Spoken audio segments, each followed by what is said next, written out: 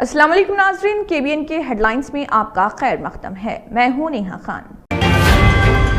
منصف کے senior photo journalist شیخ نصیر کے انتقال پر تلنگانہ کے وزیر اعلیٰ ریونت ریڈی کا اظہار تعزیت۔ ایک تعزیتی پیام میں وزیر اعلیٰ نے کہا، نصیر صاحب جنہوں نے تقریباً 4 دہائیوں تک مختلف میڈیا اداروں خصوصاً روزنامہ منصف کے ساتھ اپنی خدمات انجام دی، فوٹو جرنلزم کے شعبے میں ایک منفرد مقام رکھتے تھے۔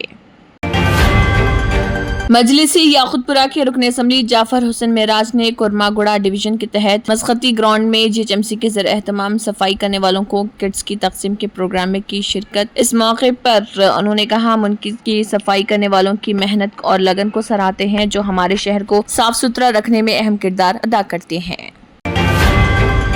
تلنگانہ کے نائب وزیر اعلیٰ ملو بھٹی وکرمارکا نے کہا، تلنگانہ ٹیکنالوجی اور دیگر صنعتوں کے قیام کے لیے ایک سازگار خطہ۔ فرانسیسی قونصل جنرل مارک لیمی کی ٹیم نے ڈپٹی CM بھٹی وکرمارکا سے ڈاکٹر BR امبیڈکر سیکریٹریٹ میں کی ملاقات۔ ڈپٹی CM نے فرانسیسی ٹیم کو ریاست میں وسائل اور دیگر مسائل کا مطالعہ کرنے کا دیا مشورہ۔ محکمہ خزانہ کے پرنسپل سیکریٹری سندیپ کمار سلطانیہ، ٹرانسکو کے CMD کرشنا بھاسکر اور دیگر بھی اس موقع پر موجود۔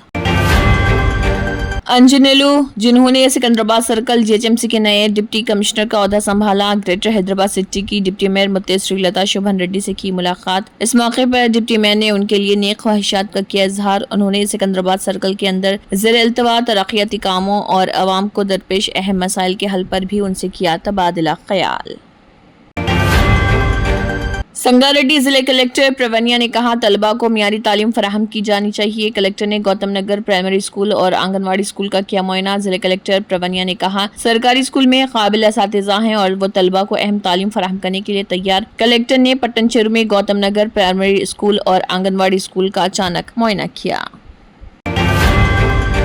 صدر تلنگانہ جاگرتی و رکن قانون ساز کونسل BRS کلواکنٹلا کویتا نے سینئر فوٹو جرنلسٹ شیخ نصیر کے انتقال پر گہرے رنج و غم کا کیا اظہار۔ کویتا نے اپنے تعزیتی پیام میں کہا، روزنامہ منصف کے سینئر فوٹو جرنلسٹ شیخ نصیر کے انتقال سے کافی افسوس۔ کویتا نے شیخ نصیر کے اہل خانہ سے دلی تعزیت کا کیا اظہار اور دعا کی کہ ان کی روح کو سکون ملے۔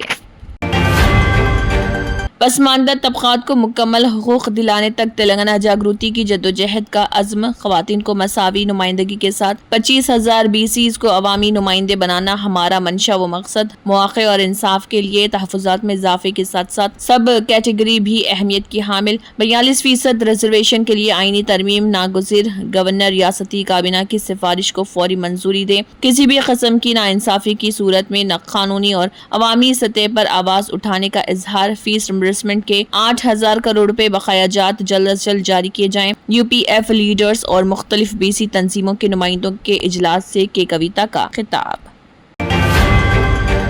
راہل گاندھی اور ملکارجن کھڑگے نے وزیر اعظم نریندر مودی کو ارسال کیا خط۔ جموں کشمیر کے ریاستی درجے کی بحالی کا کیا مطالبہ۔ راہل گاندھی اور ملکارجن کھڑگے نے وزیر اعظم نریندر مودی کو خط لکھ کر جموں کشمیر کو ریاست کا درجہ دینے اور لداخ کو آئین کے 6 شیڈول میں شامل کرنے کے لیے مانسون اجلاس میں بل لانے کا مطالبہ کیا۔